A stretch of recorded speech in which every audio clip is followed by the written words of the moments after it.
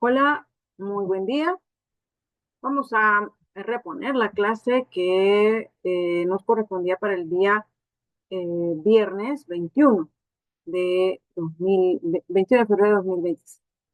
Bien, entonces vamos a continuar con eh, el tema que teníamos anteriormente. Habíamos comenzado lo que sería las estructuras de control. Entonces, vamos a irnos a esta parte de estructuras de control. Y pues lo primero que vamos a ver es los identificadores. ¿A qué vamos a conocer como identificadores? Vamos a conocerlo como el nombre que reciben los elementos del lenguaje de programación. Entonces, para hacerlo más claro, ¿verdad? Nosotros vamos a ponerle un nombre, por ejemplo, a las variables, a las clases, a las estructuras que vamos a utilizar, a los métodos que vamos a utilizar, a las constantes y a las variables. Esos nombres los vamos a llamar identificadores. Ahora vamos a ver cómo podemos nombrar un identificador de forma correcta. Hay ciertas reglas que debemos de cumplir para nombrarlo. Entonces, primeramente, en C Sharp, esto nos permite que podamos poner un nombre de cualquier longitud. A partir de un carácter, usted puede poner un nombre mucho más largo, ¿verdad? Por ejemplo, usted puede tener una variable que se llame X y también puede tener una variable que se llame cálculo de IVA o podemos decir nota del primer parcial, ¿verdad? Todo el nombre completo usted lo puede poner. Entonces, otra regla es que el nombre de un identificador no puede contener operadores como el más, el menos, la división que está representada por este slash y el asterisco que está, lo que hace es la multiplicación. Entonces, ninguno de esos operadores podemos colocarlo como parte del nombre de una variable o de un identificador. No puede coincidir con una palabra reservada. ¿Se acuerdan que en el último ejercicio que vimos en clase, en el cual teníamos que calcular el área de un triángulo rectángulo, queríamos poner la palabra base porque tenemos que multiplicar base por altura. Entonces, base no me permitió colocarla porque base es una palabra reservada del lenguaje. Por tanto, eso no es permitido. Bien, el primer carácter de un identificador debe ser una letra o un guión bajo, ¿verdad? Un guión bajo que es el carácter de subrayado, ¿verdad? No es permitido comenzar los nombres de identificadores con números, símbolos, sino que solamente de estas dos formas, ¿verdad? Después del primer carácter, puede contener cualquier combinación de letras y dígitos y el guión bajo. El guión medio no, porque es un operador. Y también otros caracteres como símbolos no están permitidos, ¿verdad? Solo letras, dígitos y guión bajo.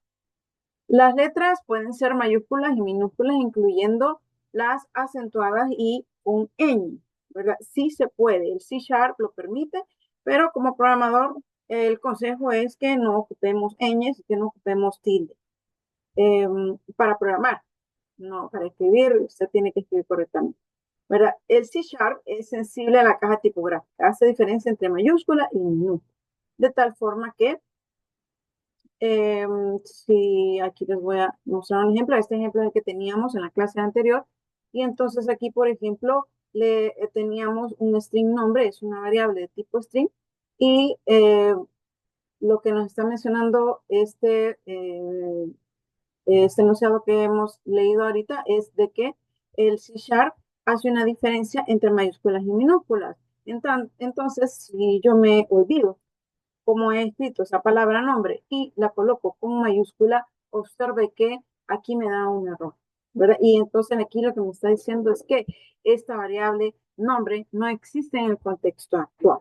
Entonces, tenemos que tener mucho cuidado porque nos podemos equivocar, ¿verdad? En cuanto a cómo nombramos una variable cuando la estamos declarando y cómo la vamos a utilizar. Entonces, debe de corresponder todo. ¿verdad? Así que no es igual que coloque yo una mayúscula o todas mayúsculas y la otra minúscula, eso corresponde a una variable diferente. Entonces eso es lo que nos indica que la caja tipográfica es sensitive, es case sensitive en este caso. Bien, aquí tenemos unos ejemplos de nombres de identificadores que pueden ser válidos. Tú puedes tener una variable que se llame B5, una variable que se llame nombre, que se llame A, que se llame B, que se llame guión bajo signo, o un número de carnet o edad. Puede tenerlo perfectamente, no hay ningún problema.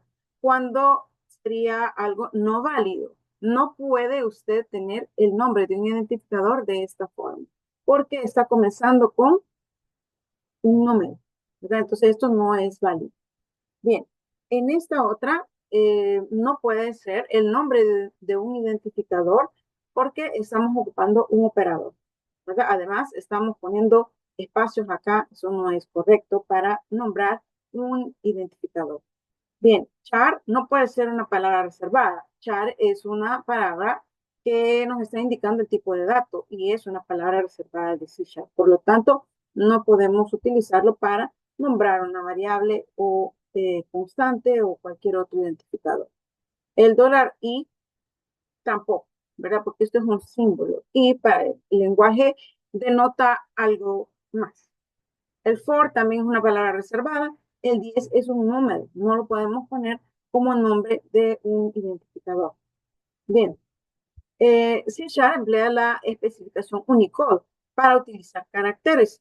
Entonces, esto significa de que estos caracteres Unicode es un listado, ¿verdad? Usted puede buscar perfectamente en Internet el listado de caracteres Unicode y le van a aparecer las letras, los símbolos, los números con un código a la par, ¿verdad? Que ese es el código que el computador traduce, ese es el que entiende por esa letra específica, ¿verdad? Y entonces ahí tienen todas las letras del alfabeto inglés y otros idiomas internacionales, incluso estos símbolos que usted puede ver acá, el alfa, el beta, omega y todos los símbolos, ¿verdad?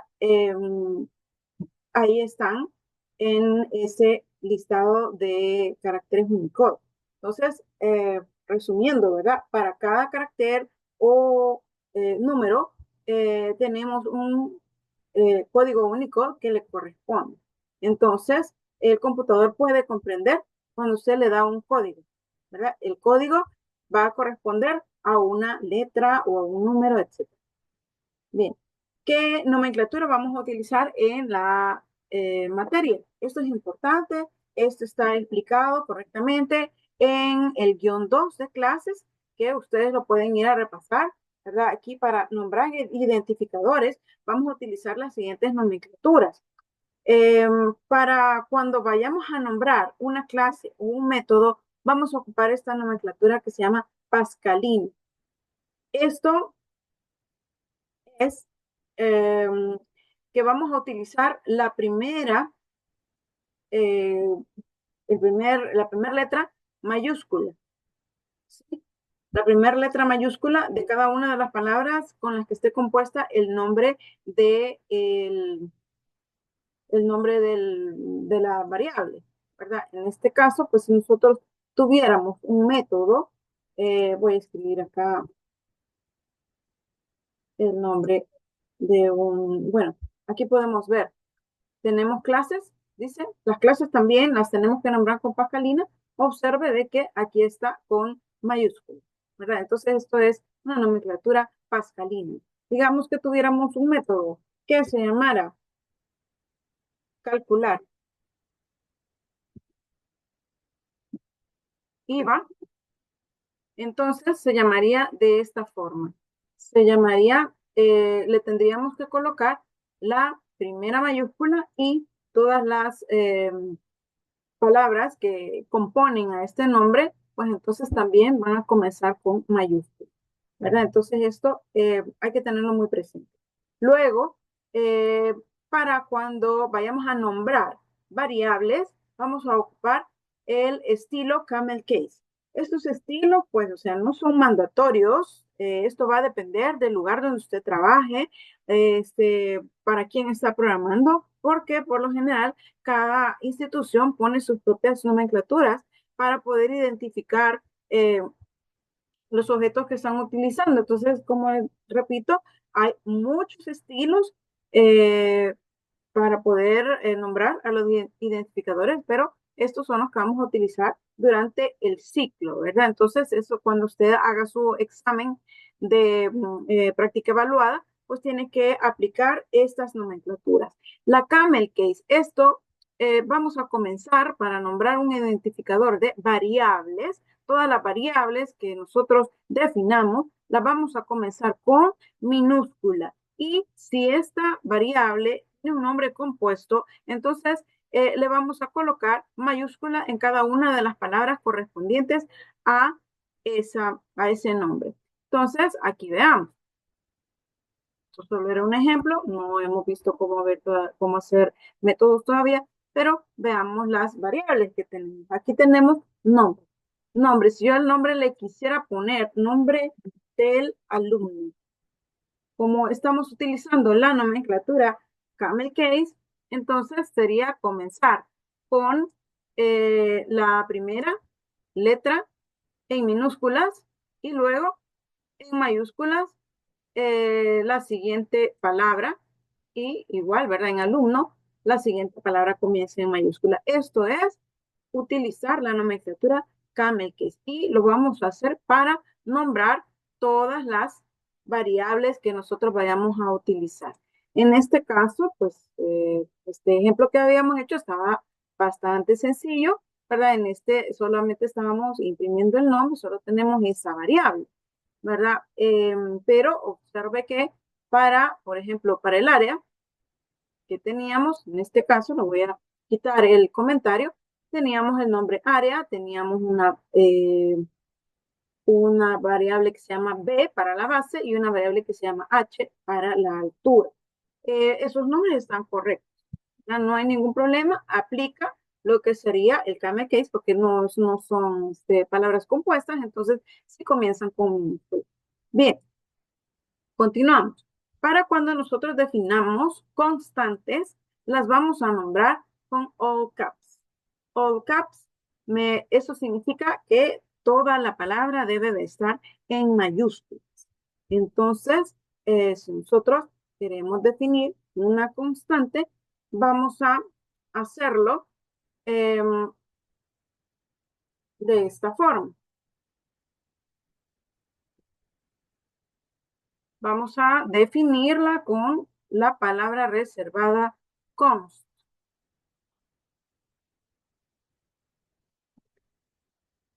Observe que ahí ya nos aparece la palabra reservada y le vamos a decir que, por ejemplo, es una variable tipo double y le voy a decir que esta constante se va a llamar gravedad.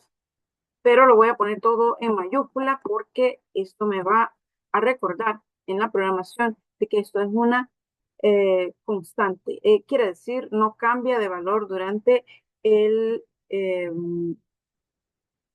durante la ejecución del problema. Y entonces ahí tenemos ya definida una constante utilizando la nomenclatura all caps, todo en mayúscula cuando nombremos una constante. Perfecto, vamos a continuar. En el C# nosotros tenemos tipos de datos ya predefinidos, eso lo vimos en la última clase, en el cual pues habíamos visto los tipos de datos enteros. Entonces, dependiendo de qué cantidad o de qué tamaño de número sea el que usted quiere almacenar en una variable, pues entonces va a ocupar cualquier tipo de estas variables, que todas estas variables son para enteros. Entonces, aquí usted puede ver que el tamaño de la variable varía, ¿verdad? Varía en el sentido de que en el tipo byte solo tenemos 8 bits para almacenar información, por eso es que el rango de valores que puede guardar es pequeño, ¿verdad? Igualmente en el byte sin signado, o sea, con signo, podemos guardar un número muy pequeño. Ya a medida que vamos ocupando más cantidad de memoria pues entonces ya podemos ir almacenando números más grandes, ¿verdad? Entonces, como recomendación para el ciclo, cuando utilicemos enteros, utilicemos el int.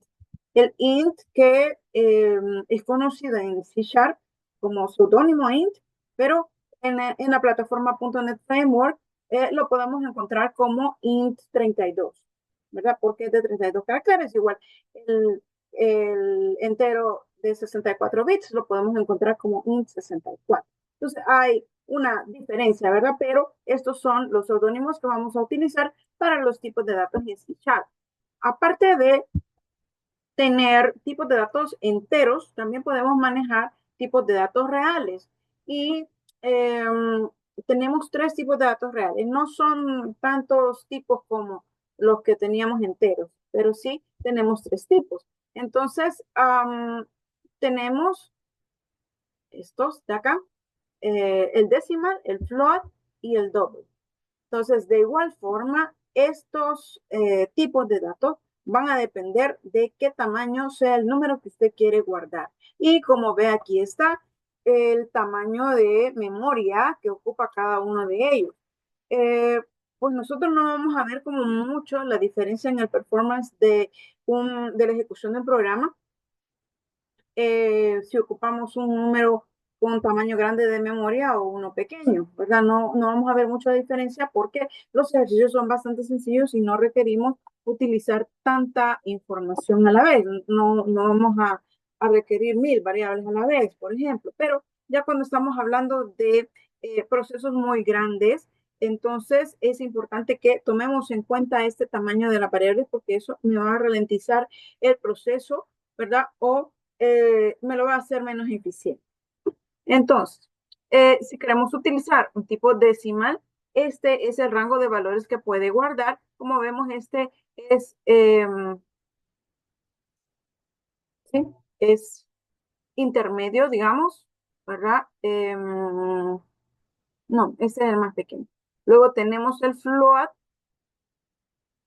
que es el siguiente de 32 bits, perdón, el más grande es el decimal. El otro que tenemos es el float, que es el más pequeño, y el double, que es de 64 bits. Entonces, como recomendación, yo les diría que para los ejercicios de informática utilizáramos el tipo double, porque este no les va a generar ninguna otra complicación. Eh, por ejemplo, miren, cuando usted va a asignar una variable tipo double, no tiene que poner ningún otro elemento. Aquí, por ejemplo, mire, hemos asignado double, área, B y H. Hemos puesto 3 variables de tipo double. Y le voy a quitar acá el comentario. Vamos a quitar esta otra parte de acá. A ver, a ver, a ver. Aquí tenemos un errorcito, ¿verdad? Que lo que nos dice que la variable no está asignada. Voy a poner igual 0 para que no nos dé ese error. Y entonces usted puede ver que el double, ¿verdad? El tipo de dato, pues, es de las tres variables. Bien.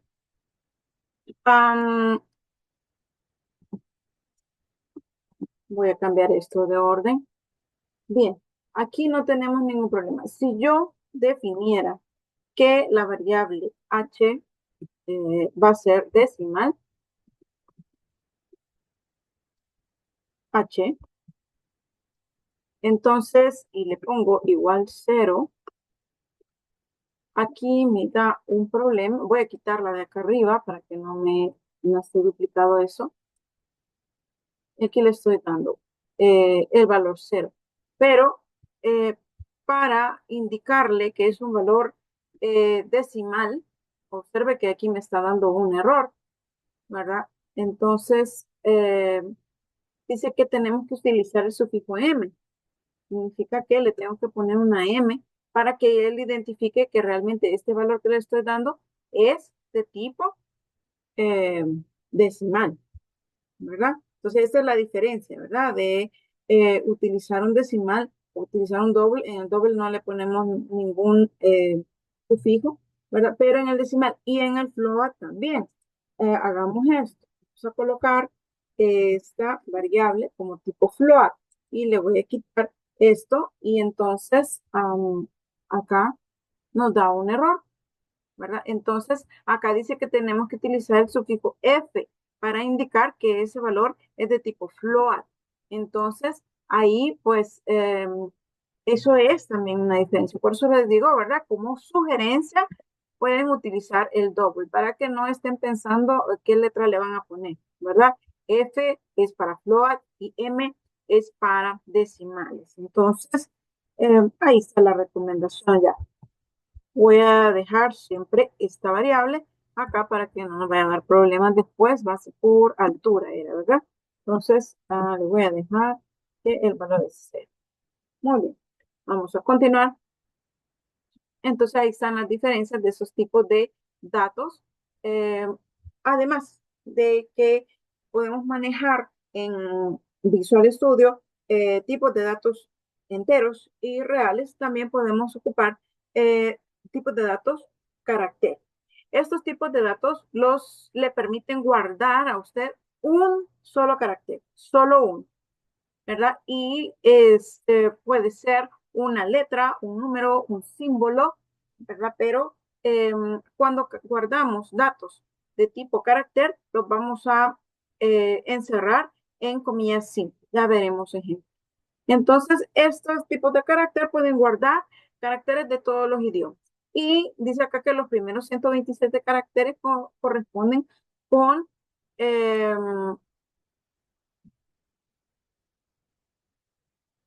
perdón, quité la presentación. Bien, entonces estos caracteres corresponden con los caracteres ASCII. Bien, continuamos.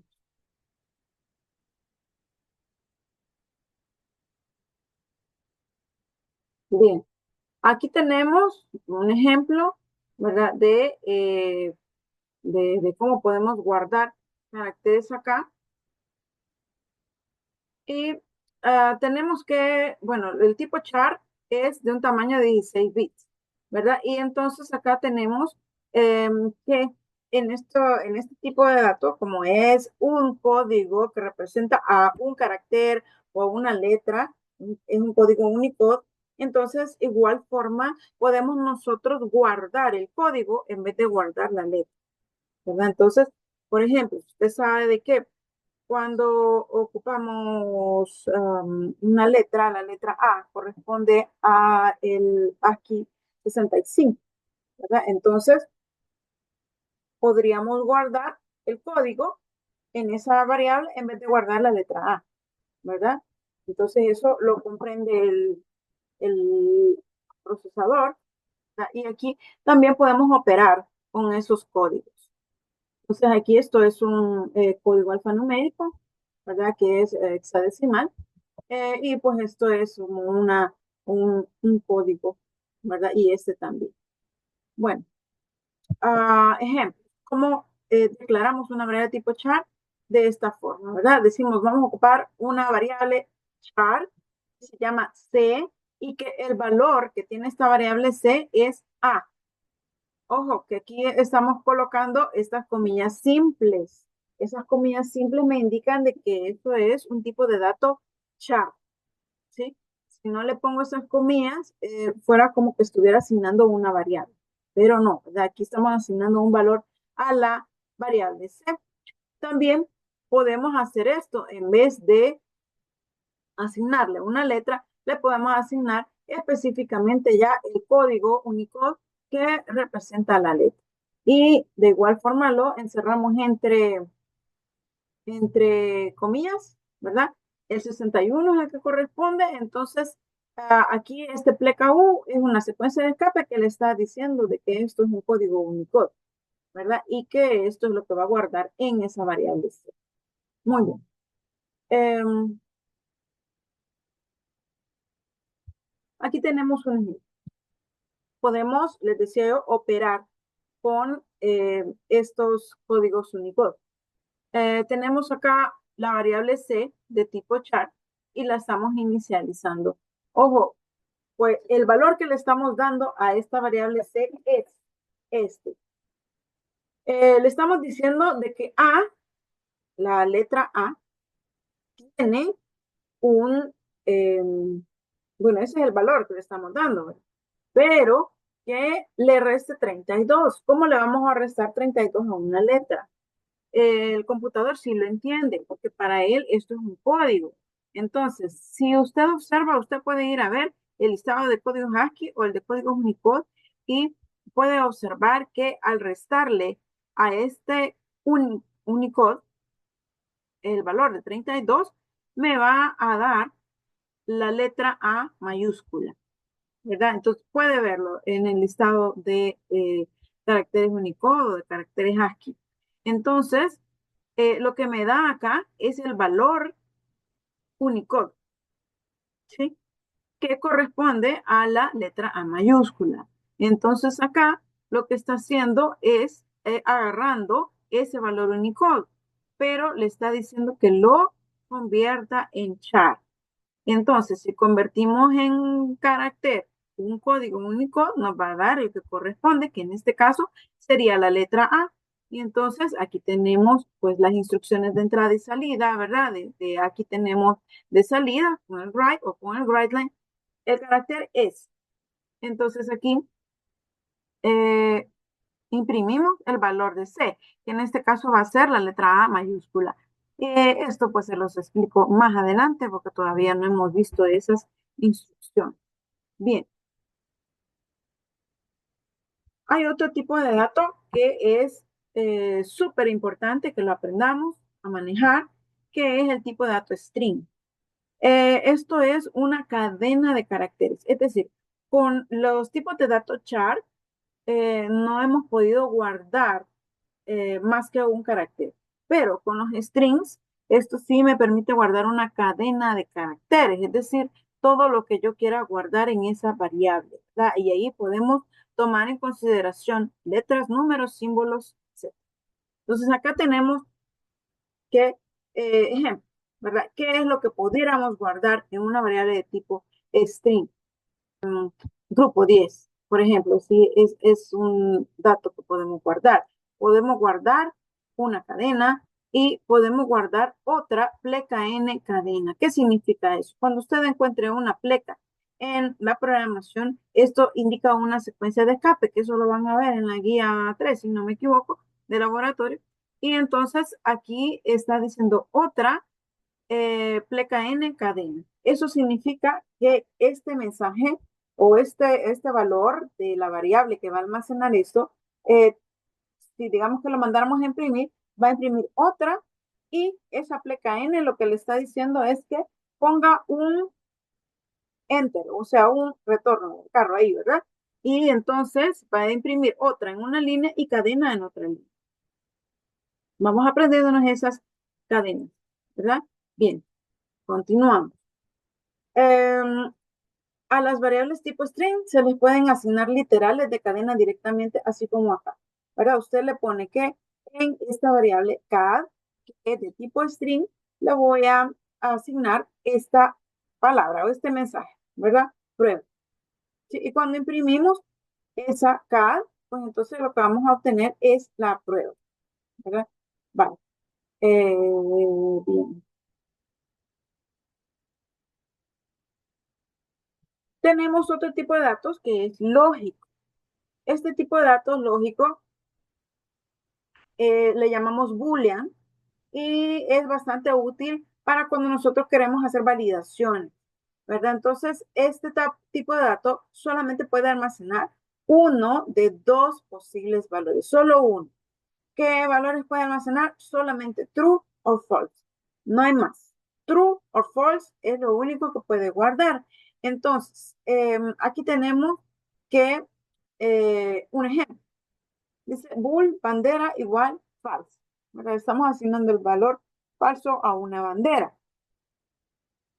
Estas variables usted las puede ocupar para guardar resultados de una expresión lógica. Y, por ejemplo, usted puede preguntar, ¿verdad? ¿Es la nota mayor que 6? Sí o no, ¿verdad? Eso le va a decir verdadero o falso, ¿verdad? Si la nota es de 5, usted le pregunta, ¿es 5 mayor que 6? le va a dar como un resultado false, ¿verdad? Entonces esto se puede almacenar en una variable booleana.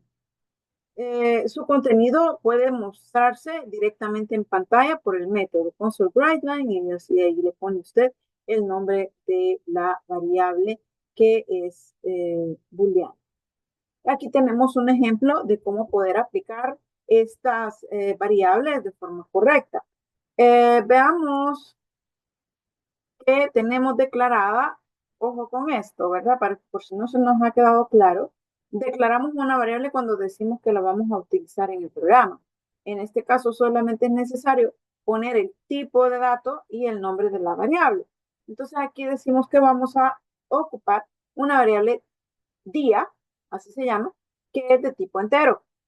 En esta instrucción, en un solo paso estamos inicializando esa variable. Le estamos diciendo que el valor inicial o el primer valor va a ser 32. Y este valor se lo estamos asignando a día. Entonces, dice que día es 32. Tenemos una variable booleana que se llama correcto. Y entonces esta a qué va a ser igual. Con esto, miren, esto va a ser igual a que si el día es menor o igual que 31. Esto lo que quiere decir es de que si el día es menor o igual que 31, el valor de correcto va a ser verdadero, va a ser true. Entonces esto, lo que estamos haciendo acá es hacer una expresión que me permita validar que el número sea menor que 31, ¿verdad? No podemos tener un mes con 32 días o más. Bien, entonces, ¿qué hacemos acá? Imprimimos día. ¿Día cuánto vale? Vale 32 en este caso, ¿verdad? Entonces, imprimimos esta vez el mensaje nada más. En esta línea estamos imprimiendo realmente el día. Ojo con esto. Aquí console write estamos utilizando para mandar el mensaje. Y aquí estamos utilizando console write line. ¿Cuál es la diferencia de esos dos? El console write, cuando manda un mensaje a la pantalla o al impresor, lo que hace es quedarse en la misma línea después de haber impreso lo que le dijeron. Entonces se imprime día igual, se queda en la misma línea esperando que haya otra impresión. Luego, cuando mandamos esta otra impresión, aquí le damos console write line. ¿Qué va a hacer esto? Va a imprimir el día después de esto, ¿verdad? Porque ahí se quedó el carro de la pantalla. Va a imprimir el día después, inmediatamente seguido, pero después de haber impreso esto, va a dar un salto de línea, ¿verdad? Por eso es la diferencia entre write y write. Entonces aquí, ¿qué va a imprimir? Día igual a 32, porque ese es el valor que tenemos. Luego, console write, correcto. Correcto es igual, dice acá. Esto solamente es el mensaje. Si nosotros queremos imprimir la variable, pues entonces lo ocupamos con el nombre de la variable dentro de los paréntesis. Entonces, aquí, ¿qué estamos haciendo? Vamos a mandar a imprimir el valor que tenga correcto. A ver, pensemos. Si día es 32 y aquí yo tengo que evaluar esto para saber qué valor tiene correcto, entonces veamos. ¿Es 32 menor o igual que 31? No. Por lo tanto, aquí este valor me resulta falso. Entonces, correcto es igual a false. Cuando esto imprima, el valor de correcto va a ser igual a false. Bien. En cuanto a los tipos de datos, sabemos que C es un lenguaje orientado a objetos, ¿verdad? Y pues que lo estamos trabajando en la plataforma .NET Framework.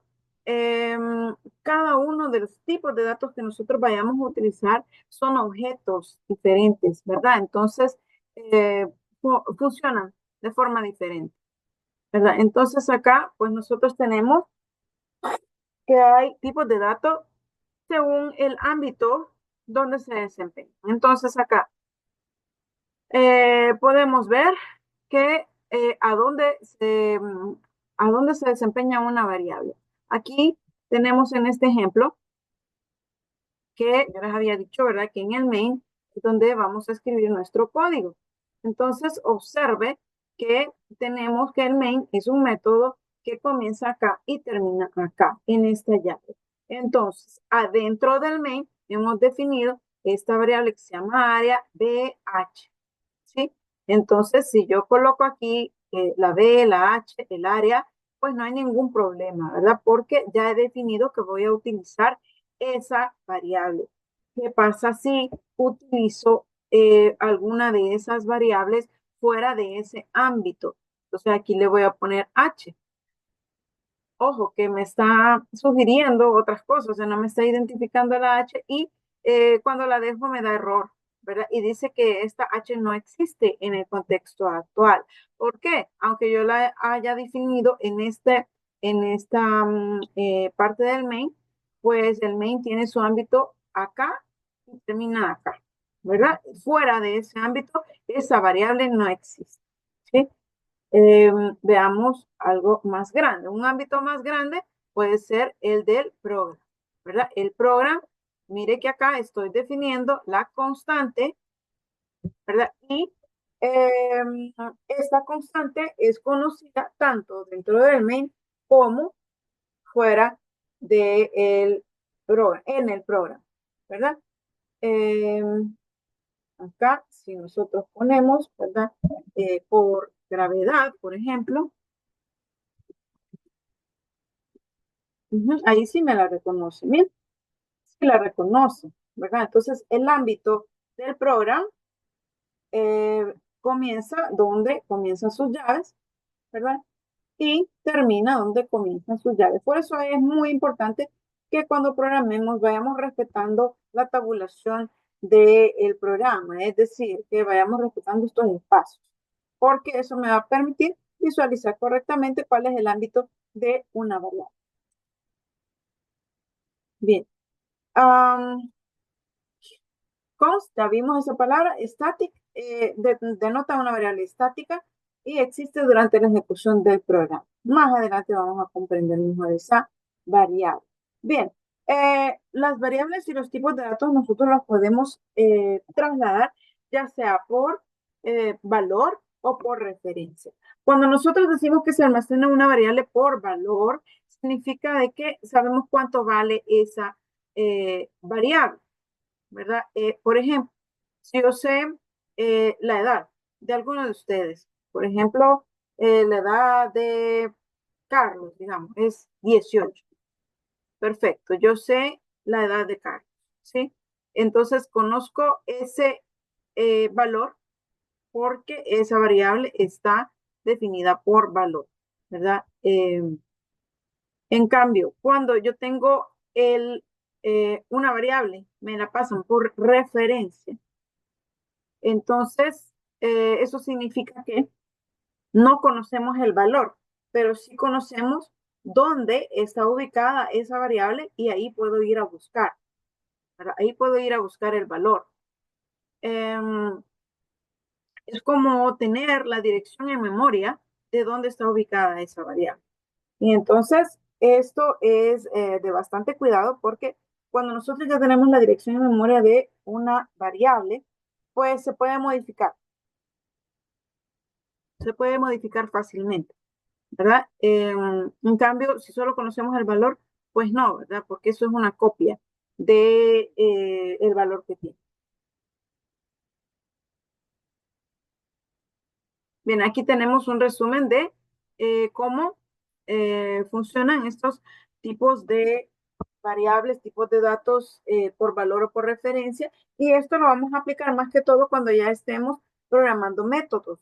En los métodos nosotros pasamos parámetros eh, y esos parámetros pasan por valor a menos que nosotros hagamos la diferencia de qué son por referencia. Entonces podemos pasarlos de cualquiera de las dos formas.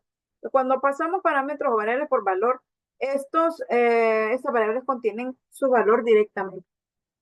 Cada uno tiene su propia copia de datos y las operaciones sobre una no afectan a la otra. Quiere decir que si usted tiene en, en un programa, tiene definido, ¿verdad? H igual a 0 en este caso. Si yo definiera una variable H afuera con otro valor, la h de adentro siempre valdría 0 y la h de afuera valdría lo otro, ¿verdad? Porque son variables locales, ¿verdad? Y no pasa eh, por, por referencia. Bien, continuamos. Ya vimos esto, ¿verdad? Según su ámbito. Veamos cuáles son las variables y tipos de datos que contiene C Sharp. Hemos visto simplemente los datos simples. Aquí tenemos, ¿verdad? Los enteros, los char, los de punto flotante, que son los reales, los decimales, los booleanos. Eso es lo único que hemos visto de los tipos de datos que tiene C.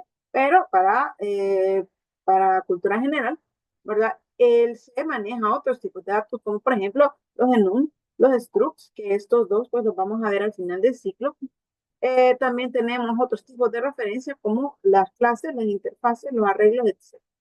Entonces, eso es para que veamos cuál es la amplitud, ¿verdad? De los tipos de datos que podemos manejar en el C Sharp.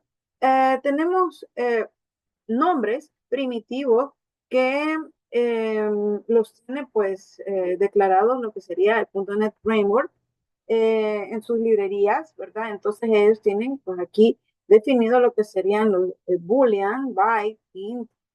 Observe de que todos los nombres de tipos de datos están con mayúsculas y nosotros los habíamos visto con minúsculas. Estos son seudónimos que utiliza C Sharp, ¿verdad? Para facilitarnos la vida y que no estemos escribiendo todo eso, ¿verdad? Entonces, los ponemos con minúsculas en C Sharp.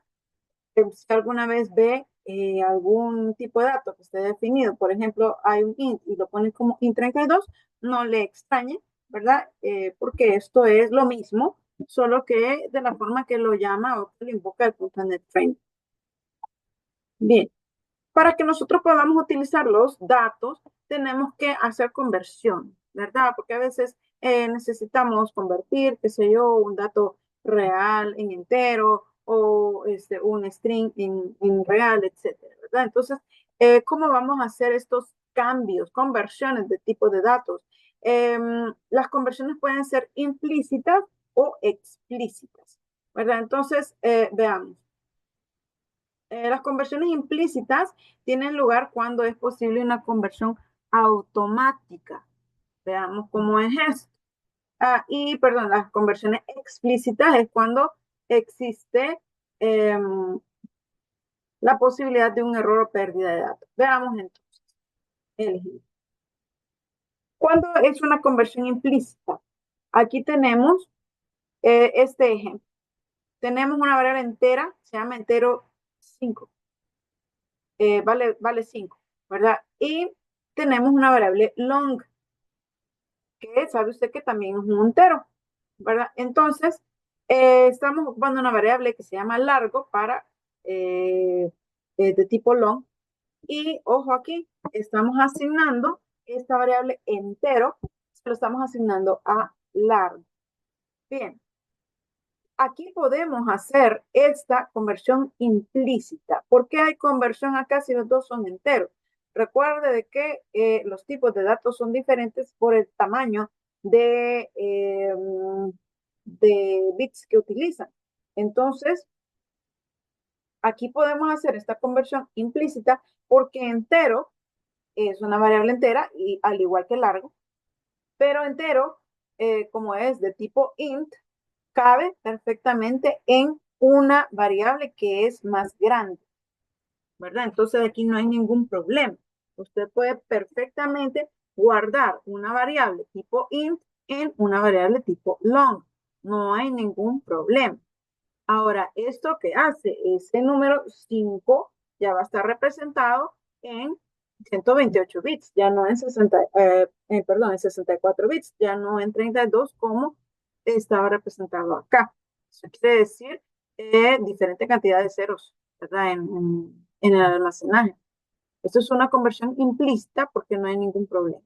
Ahora, ¿cuáles son las conversiones explícitas? Esto es cuando podemos tener algún problema en la hora de convertir. Observe que acá tenemos un long que se llama largo y que vale 5. Y tenemos una variable entera. estamos viendo el caso contrario, ¿verdad? Este long tiene una capacidad, un tamaño mucho más grande que el entero, es el doble, ¿verdad? Pero vamos a hacer esta conversión explícita y estamos ocupando acá un casting. Esto es un casting. Esto significa que estamos enforzando a convertir esto en un entero. En este caso, ¿verdad? Porque aquí usted puede poner el tipo de dato que necesita. Entonces, este largo, que vale 5, le estamos diciendo que vea cómo hace y lo mete en una variable entera. Conviértamelo a entero este número 5. Bien, como el valor es 5, es un valor pequeño, sí puede cambiarse, ¿verdad? Entonces, aquí va a cambiar lo que sería la longitud de almacenaje de este valor y como el valor es pequeño, cabe en el entero. Ahora, si el número fuera grande y no eh, cupiera en el rango de valores de entero, pues entonces ahí sí nos daría un problema. No se podría realizar la conversión, ¿verdad? Pero en este caso sí sabemos que sí se puede. Entonces es una conversión explícita que puede tener algún error en algún momento. A ver, aquí tenemos otras conversiones explícitas con el método parse. Este es el que vamos a estar utilizando bastante en la programación. También hay otro que se llama convert to, pero ahorita vamos a ver este del método del parseo. Esto es un método al cual usted le dice qué tipo de datos va a utilizar. Entonces observe acá que dice que tenemos un número de tipo string. La variable se llama número, pero no es un número, es un string, porque está encerrado entre comillas dobles. Entonces acá tenemos un string 1, 2, 3, 4. Con ese string nosotros no podemos hacer operaciones numéricas porque no corresponde, ¿verdad? El tipo de dato. Pero si nosotros queremos convertir ese número, podemos utilizar este método. Aquí estamos convirtiendo, estamos guardando en una variable que se llama int, guión bajo primero, eh, le decimos que va a ser de tipo entero y le estamos diciendo que con el método parse convierta a entero este número, esta variable que tenemos acá, ¿verdad? Número lo convierte en entero. De igual forma, ¿verdad? Si lo queremos guardar como un long, entonces definimos una variable que se llama long y le estamos diciendo que haga long, ¿verdad? Con el método parse ese número. Y en este caso le estamos poniendo byte. Byte dice que vamos a convertir este número en tipo byte. ¿Qué va a suceder aquí? Si usted se pone a revisar cuál es el rango de valores de byte, no le alcanza para guardar ese número. Entonces aquí nos va a dar un error, ¿verdad? Nos va a dar este error de overflow exception, ¿sí? O sea que se pasa del rango de valores. Esto no se podría realizar y ese sería el error que nos mostraría. Bien, aquí tenemos. Para evitar que se produzca una excepción al momento de realizar el parsing, podemos ocupar otra instrucción, que sería el try parse. Este try parse se ocupa de esta forma. Observe que aquí tenemos definido un tipo de data string, ¿verdad? Que es 1, 2, 3. Y tenemos otro string que no es un número porque tiene caracteres, ¿verdad? 1, 2, 3, ABC. Y tenemos una variable entero, se llama así, entero. Ojo con esto, ¿qué estamos haciendo con esto? Con el try parse, la diferencia con el parse es que esta instrucción intenta convertir el número que usted le ha dicho y se la guarda, se la puede guardar en una variable. Esto es lo que estamos haciendo acá. Fíjense, aquí dice, intente parsear, intente convertir número en entero y guárdelo, ese valor, en esta variable que se llama entero. Si eso funciona, dice aquí, si esto es verdadero, o sea, si funciona, pues entonces el parseo fue exitoso. A eso se refiere esta instrucción. Luego, tenemos otra instrucción, ¿verdad? Donde dice que si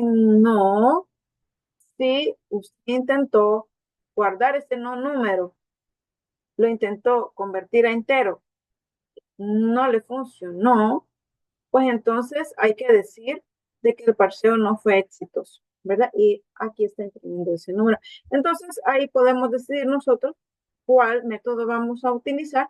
En este caso, en el ejemplo que estábamos realizando, vamos a continuar con el ejemplo que teníamos. Vamos a hacer esto. Vamos a introducir la base del triángulo.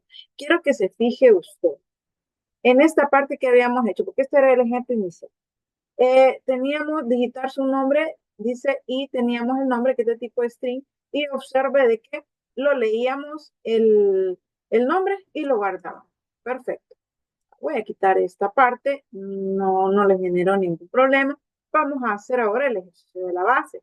Entonces, introduzca la base del triángulo. Y aquí lo que le vamos a decir es que vamos a guardar esta base del triángulo en B, ¿verdad? B va a ser igual a console, console, eh, punto read, readline. Vamos a decirle readline para que me lea toda la expresión que yo pongo, ¿verdad? Y entonces, observe que aquí hay error. ¿Y que me está diciendo? De que,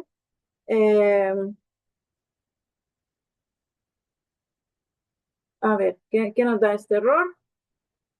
No se puede convertir implícitamente el tipo de string en doble.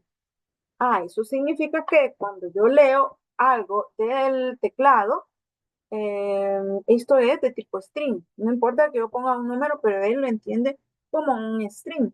Por lo tanto, si yo voy a manejar esos datos como doble, como entero, lo tengo que convertir. ¿Qué tengo que hacer? Vamos a ponerle acá que me convierta en doble punto parse. Aquí le vamos a poner parse y lo que voy a hacer es encerrar en paréntesis eso que quiero que convierta.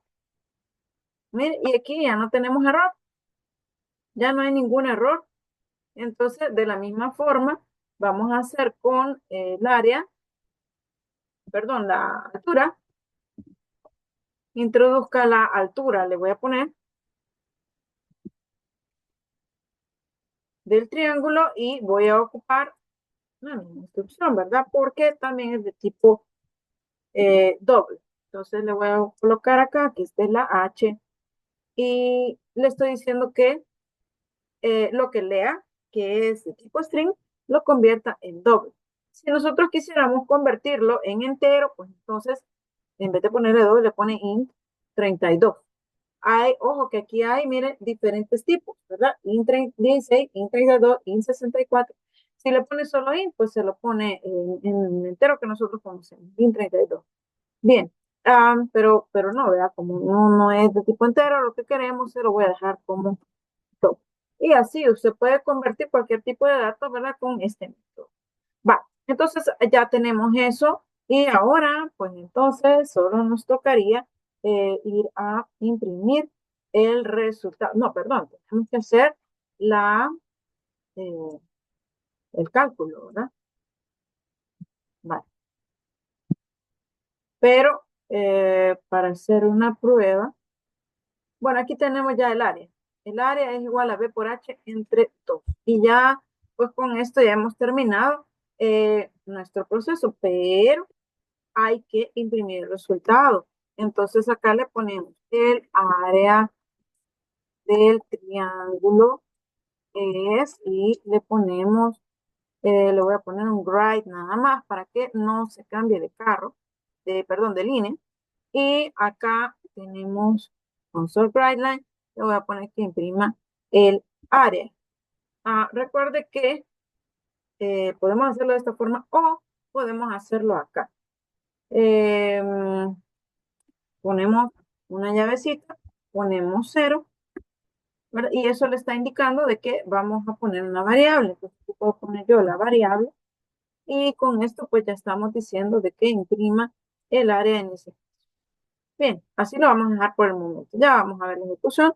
Bien, entonces hemos visto cómo convertir números de un tipo a otro. Ahora, antes de ejecutar, les voy a explicar cuáles son los tipos de errores que pueden surgir cuando estemos programando. O sea, son 3 tipos de error que serían error de compilación, error de ejecución y error lógico. Entonces, veamos cada uno de ellos. Error de compilación es cuando usted usa incorrectamente las reglas del lenguaje de programación, ¿verdad? Entonces, esos son errores de sintaxis que me los va dando cuando cometo un error. Por ejemplo, acá si le voy a quitar este punto y coma, se me olvidó ponerle punto y coma y observe que aquí me lo muestra, se esperaba punto y coma. Eso es un error de sintaxis. Y entonces eso es uno de los errores que vamos a tener cuando estemos programando, ¿verdad? Otro de los errores es un error de ejecución. Esto sucede, por ejemplo, cuando todo está correcto en el lenguaje, ¿verdad? Y le compila, y cuando se está ejecutando, por ejemplo, usted necesitaba que le dieran un valor, ¿verdad?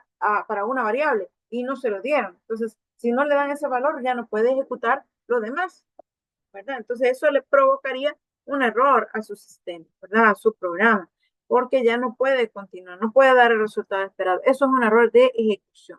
Un error común en este caso es, por ejemplo, cuando usted quiere sacar una raíz cuadrada de un número negativo. Eso no existe, ¿verdad? Entonces, el sistema pues caería ahí como en un bloqueo, ¿verdad? ¿Y qué pasó? Vea, o sea, no, no puedo sacar, no puedo calcular una raíz negativa o no puedo hacer una división entre cero, ¿verdad? Entonces eso se lo mostraría el programa, ¿verdad? En tiempo de ejecución. O sea, no es un error suyo, sino que es un error de los datos que están registrando. Ahora, los errores lógicos. Esto se produce cuando el programa se compila y ejecuta, pero los resultados obtenidos de la salida son incorrectos. Entonces, esto quiere decir, por ejemplo, que yo acá estoy haciendo este ejercicio del área de un triángulo y, por ejemplo, puse mal la ecuación. Entonces, en vez de ponerle entre 2, le puse por 2. Entonces, eso no me va a dar un resultado correcto, ¿verdad? Eh, Eso es un error lógico y es culpa del programador, ¿verdad? O sea, no se fijó, no lo hizo correctamente el procedimiento, ¿verdad? Eso es un error lógico. Y error lógico también sería de que yo tuviera esta expresión, ¿verdad? Del cálculo y la pusiera después de esto. Observe que aquí me da error porque área no tiene un valor definido. No está asignada, la estoy asignando hasta después de la instrucción. Entonces eso es un error lógico, que es el programador el que no está pensando correctamente, ¿verdad? No está colocando en el orden adecuado de los pasos, ¿verdad? Entonces a eso nos referimos con este tipo de errores. Las variables, ¿qué son las variables y qué son las constantes? Las variables son valores que pueden cambiar a lo largo del programa, ¿verdad? Puede cambiar, pero una constante no.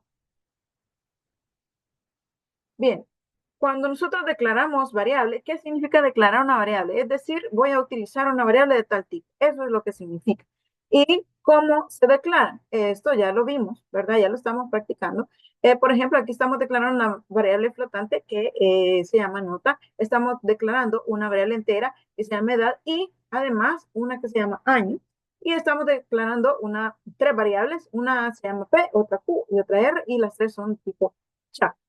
¿Cómo vamos a inicializar variables? Inicializar es dar el valor inicial el valor primero a esa variable. En este caso, z igual a 5. Estamos asignándole por primera vez el valor a longitud igual a 7. Superficie igual tanto, ¿verdad? Estamos diciéndole cuál es el valor que va a tener primero. Ahora, podemos nosotros hacer la inicialización y la declaración en un solo paso. Es lo que hemos hecho en el ejercicio que hemos visto, ¿verdad? Declaramos el tipo de dato, el nombre de la variable y le asignamos un valor inicial.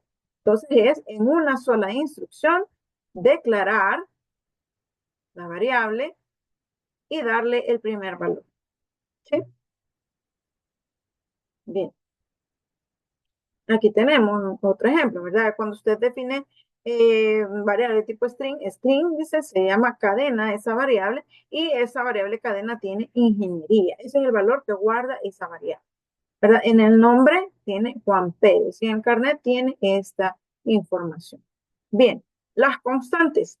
Las constantes son datos que no van a cambiar a lo largo del programa, de la ejecución. Entonces, esto puede ser la constante de gravedad, puede ser pi, puede ser cualquier otra constante que usted vaya a utilizar. Si usted dice que el IVA lo va a dejar como constante, pues perfecto, ¿verdad?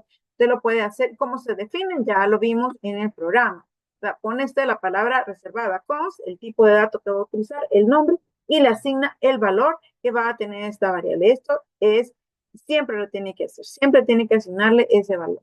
Aquí tenemos ejemplos, const double pi 3.1416. Está el tipo de dato, perdón, le está diciendo que es una constante, le está diciendo el tipo de dato, el nombre de la variable que va a almacenar y el valor. Y así cada uno de ellos, ¿verdad? Observe que estamos ocupando all caps para nombrar constantes. ¿Sí? Acordémonos de eso. Las instrucciones secuenciales, porque ahorita estamos viendo estructuras de control, estas son instrucciones, estructuras secuenciales, son el read, que ya lo vimos, ¿para qué sirve? Este lee los bytes correspondientes a un carácter desde el flujo de entrada. Quiere decir que con el read usted puede leer una letra, ¿ya? Una letra. Bien. Read line lee todo lo que usted escribe en la consola hasta el final de la línea. El write le permite que usted pueda imprimir algún mensaje, una cadena de control, eh, y se queda en la misma línea. El write line es la línea siguiente, y así, ¿verdad? Bien. El método parse ya lo vimos, y correcto, veamos entonces solo la ejecución de este programa. Veamos, cuando le damos aquí el botoncito este de iniciar, él automáticamente va a hacer la compilación primero y hasta después ejecuta, ¿verdad? Entonces observe ahí que está el proceso de la compilación y veamos qué resulta.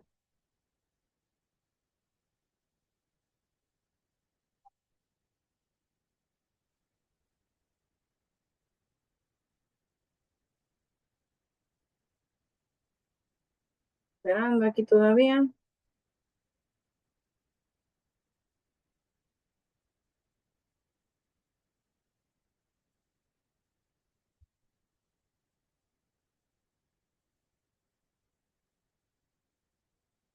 Ahí está.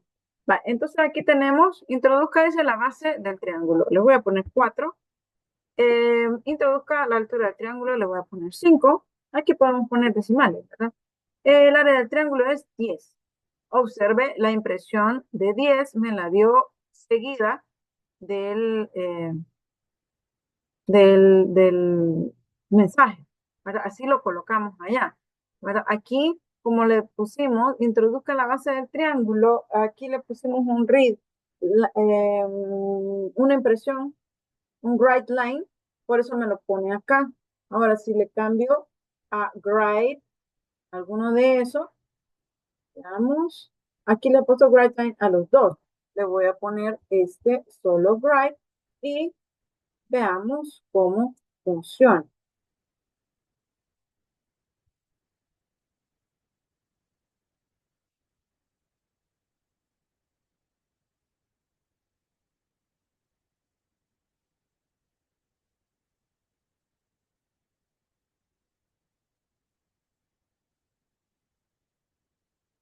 Fíjame que como estoy compartiendo pantalla, no me deja ver dónde estoy.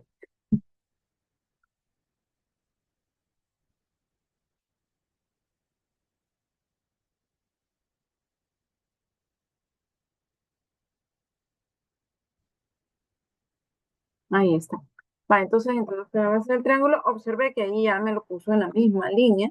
Entonces le voy a poner 6 y introduzca la base. Este, como no lo cambié, siempre me lo puso en la siguiente línea. Entonces ahí está. Vale, entonces esta es la ejecución. Esta fue la clase de este día. Les agradezco por haber acompañado, ¿verdad? Y pues espero que lean esta clase, perdón, vean este video. Bueno, cuídense entonces. Feliz día.